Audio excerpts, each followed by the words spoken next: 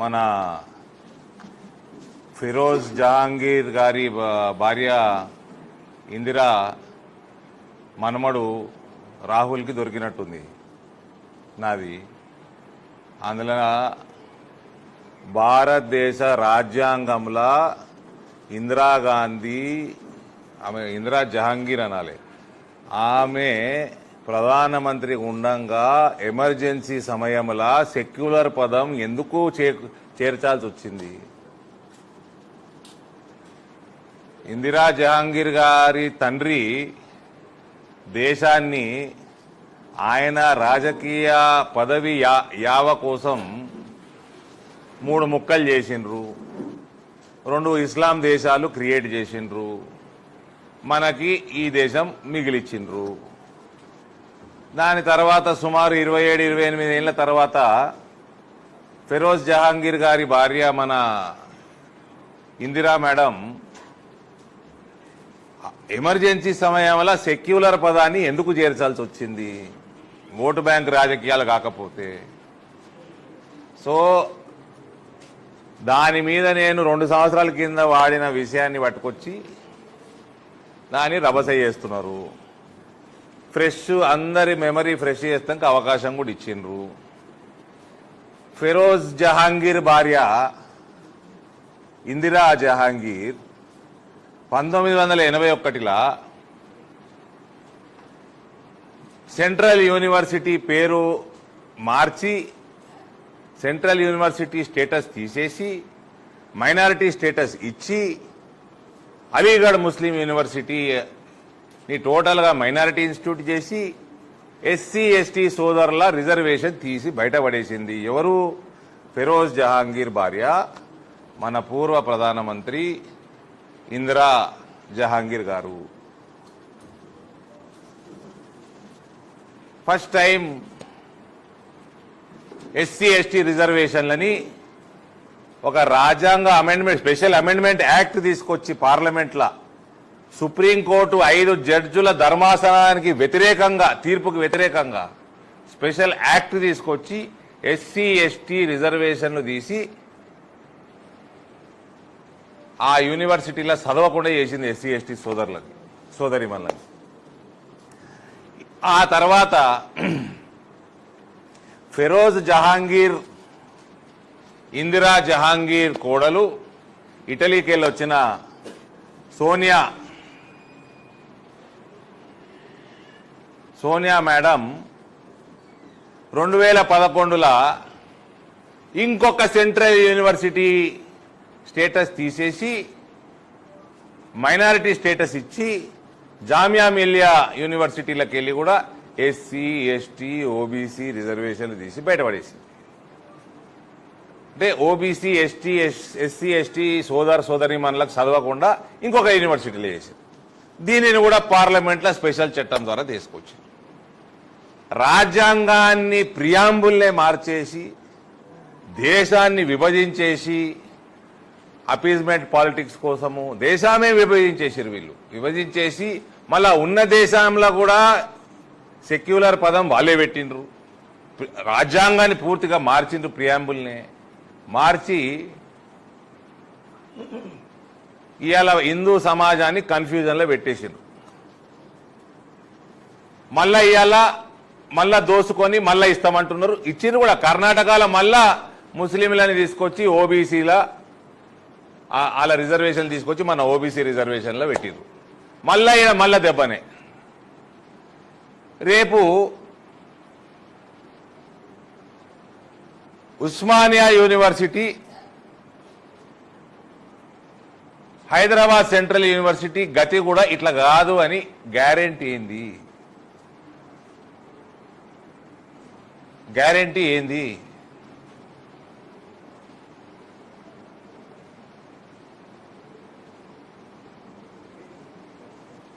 SC ST ఓబీసీలను వాళ్ళని ఎంత నాశనం చేసి వాళ్ళ రిజర్వేషన్లు తీసుకుపోయి వాళ్ళన్నీ దోచేసుకొని మీ ఓటు బ్యాంకు రాజకీయాల కోసం ఎందుకు బలి చేస్తున్నారు? ఇంకెంతకాలం బలి చేస్తారు? ఇది ఫిరోజ్ జహాంగీర్ మనమడు రాహుల్ జయాంగిర్ చెప్పాలి. వీళ్ళు గాంధీ గాంధీ ఎడికెళ్ళి వచ్చింది గాంధీ? మీ తాత పేరు ఫెరోజ్ జహాంగీర్.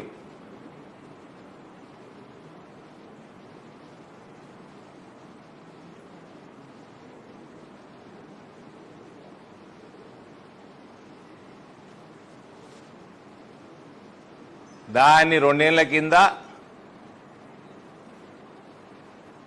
ఫెరోజ్ జహాంగీర్ భార్య ఇందిరా జహాంగీర్ ప్రధానమంత్రిగా సెక్యులర్ పదం ఎట్ట తెచ్చిపెట్టింది రాజ్యాంగంలో? అంబేద్కర్ గారు రచించిన రాజ్యాంగంలో పదం లేదు. ఎమర్జెన్సీ సమయంలో పెట్టాల్సిన అవసరం ఏమొచ్చింది ఆమెకి? రాజ్యాంగాన్ని మార్చాల్సిన అవసరం ఏమొచ్చింది?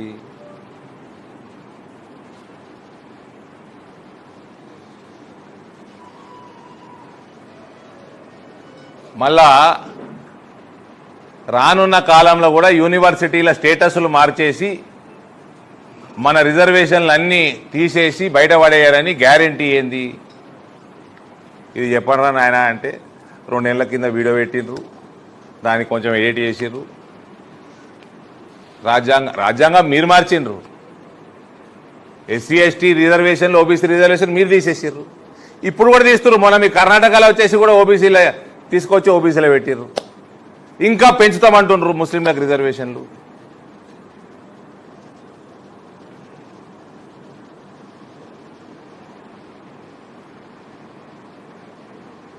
దేశ విభజన చేసి కూడా సరిపోలే మీకు, మళ్ళా విభజన చేసే కాడికి తెస్తారు కాంగ్రెస్ పార్టీ. ఇప్పుడు కూడా రోహింగ్యాలకి రిజర్వేషన్లు అడుగుతారు, బంగ్లాదేశ్కి వెళ్ళి వచ్చిన ముస్లింలకి రిజర్వేషన్ అడుగుతారు, వాళ్ళకి సిటిజన్షిప్ అడుగుతారు, రేపు రిజర్వేషన్లు అడుగుతారు. ఎవరు నాశనం అవుతారు? ఎస్సీ ఎస్టీ ఓబీసీలు నాశనం అవుతారు.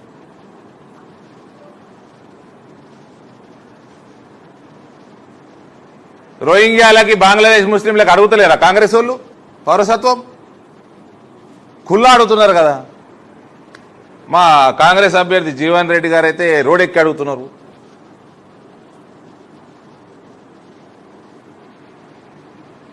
అంటే వాళ్ళ సంఖ్య పెంచాలి, అది తెచ్చి రిజర్వేషన్లు మన రిజర్వేషన్లు పీకాలే, వాళ్ళకి ఇవ్వాలి.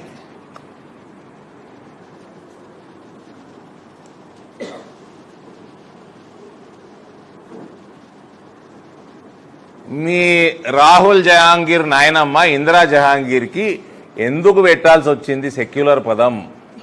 ఈ దేశాన్ని 3 ముక్కలు చేసినాక ముస్లింల కోసము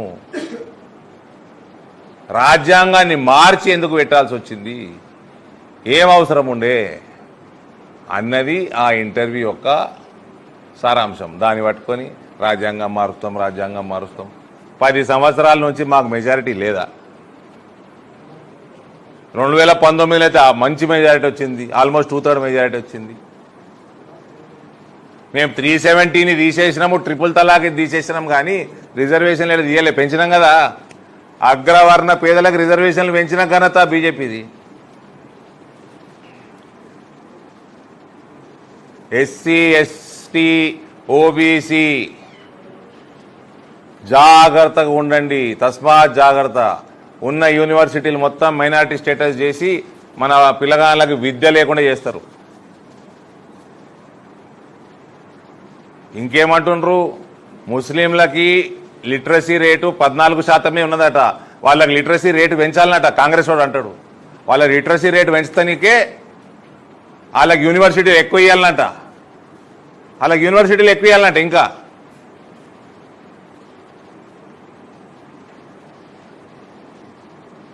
హిందువుల లిటరసీ రేటు 80% పైన ఉందట, ముస్లింలది 14% ఉందంట.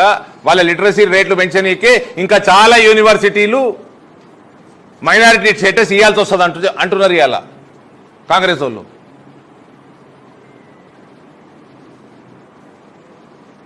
ఎస్సీ ఎస్టీ ఓబీసీలు కళ్ళు తెరుచుకోండి, హిందువులందరూ కళ్ళు తెరుచుకోండి.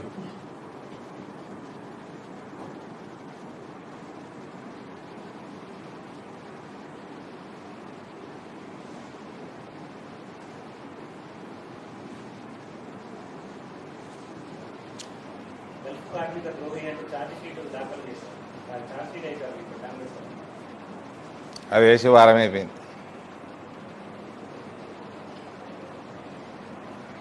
గల్ఫ్ కార్మికుల ద్రోహియో ఏదో ఆ ఛార్జ్షీట్కి ఇప్పుడు ఎలక్షన్ ముందుకు ఎందుకు వెళ్ళకొస్తుంది ఆయనకి? ఇప్పుడు కాంగ్రెస్ పార్టీ మేనిఫెస్టో అసెంబ్లీలో గల్ఫ్ ఫండ్ అన్నారు, ఇచ్చిర్రా? ఇప్పుడు నేను స్ట్రైట్ TV9 స్టాఫర్ని అడుగుతున్నా, అసెంబ్లీ ఎన్నికల ప్రణాళికల కాంగ్రెస్ పార్టీలో గల్ఫ్ ఫండ్ అని ఉన్నదల్లా ఉన్నదా? ఇచ్చిండ్రా 5 నెలల? ఇప్పుడు మళ్ళీ గల్ఫ్ బోర్డు అని తిరుగుతున్నారు. దానికి ఆన్సర్ ఏంది? గల్ఫ్ ఫండ్ ఇయ్యనన్నట్ట. మళ్ళీ గల్ఫ్ బోర్డు సంగతి అలా నేషనల్ మేనిఫెస్టోలో లేదు, స్టేట్ పార్టీ మేనిఫెస్టోలో ఉంది. స్టేట్ గవర్నమెంట్ బోర్డు పెట్టేటట్టయితే నేషనల్ ఎలక్షన్ సంబంధం ఏంది?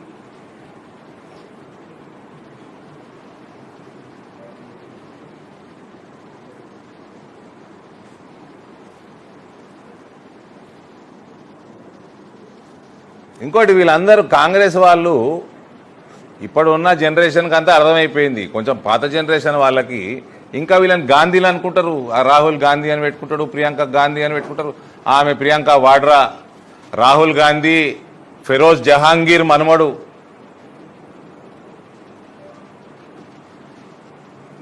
రాహుల్ జహాంగీర్ ఉండాలి ఆయన పేరు.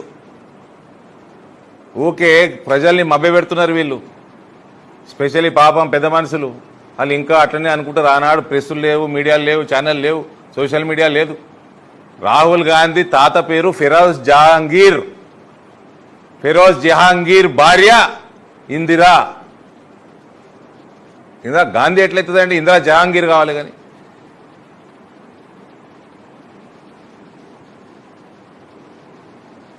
ఇప్పుడు అర్థమవుతుందా అండి? SC ST OBC రిజర్వేషన్లు తీసేసి మస్తు యూనివర్సిటీలల్లా మైనారిటీ స్టేటస్ చేసి మన అని పీకేస్తున్నారు. ఎందుకు అర్థమవుతుందా? ఇప్పుడు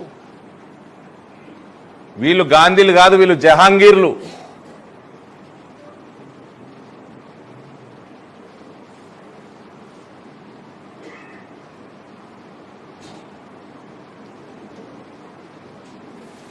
మీకు గల్ఫ్ సింపుల్, గల్ఫ్ సోదరులకి వాళ్ళు ఏదో ఛార్జ్షీటో ఏదో తీసిర్రు. అది మా గల్ఫ్ సోదరుడు ఒక్కడు కూడా చదవదాని. గల్ఫ్ ఫండ్ వీకింది, ఇప్పుడు గల్ఫ్ బోర్డు వచ్చింది. మళ్ళీ నేషనల్ కాంగ్రెస్కి సంబంధం లేదు, స్టేట్ కాంగ్రెస్. మళ్ళా 3 నెలలు అయితే గల్ఫ్ బోర్డు వీక్తుంది, ఇంకో చేస్తారు. వీళ్ళకి సీరియస్నెస్ లేదు, మనం లేదు, ఏం లేదు, వాళ్ళ మీద లేదు సీరియస్నెస్. పసుపు బోర్డు అగ్రికల్చర్లోకి వెళ్ళి తెస్తాను కదా, వ్యవసాయ డిపార్ట్మెంట్కి వెళ్ళి తెస్తాను పసుపు బోర్డు. వీళ్ళు జహాంగీర్లు, గాంధీలు కాదు.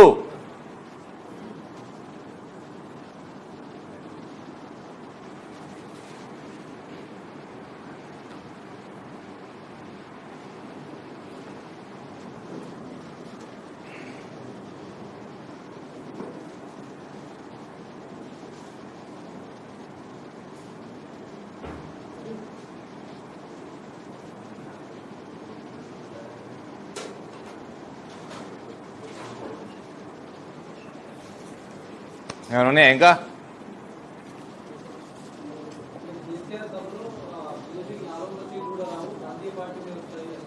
ఎప్పుడు వచ్చిండు కేసీఆర్? ఎప్పుడు వచ్చాడు? నేను వచ్చిండా? పోయిండా? ఎప్పుడు పోతాడు? 4:30కి పోతాడు కదా. పోనీ వచ్చిండు, పోయిండు. తెలియదు నాకు వచ్చినట్టు.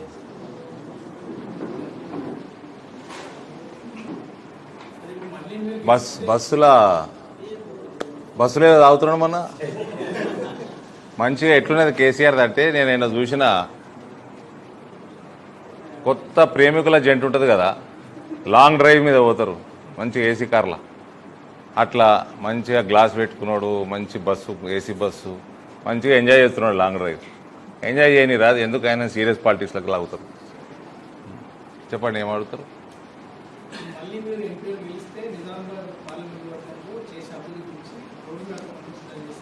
నేను పిలుస్తాను మళ్ళీ మీ మిత్రులందరినీ ఇన్ డే ఆర్ 2 నేను పిలుస్తా, ఆ విషయం మీదనే పిలుస్తా. ఇన్ డే ఆర్ 2 అంటే ఎలక్షన్ ఎప్పుడు ఉంది? ఇవాళ ఉందా? ఇన్ డే ఆర్ 2 అంటే అర్థం కాలేదా మీకు? ఇన్ డే ఆర్ 2 అంటే అర్థం కాలేదా? ఇంకొక రోజు కానీ 2 రోజులలో పిలుస్తా. అర్థమైందా? ఇప్పుడు అర్థమైందా? అర్థమైందా?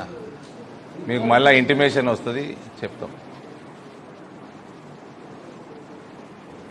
మీరు రావచ్చు, ఎలక్షన్ తర్వాత మీరు వస్తే, మీరు ఏదైనా హాలిడే పోతే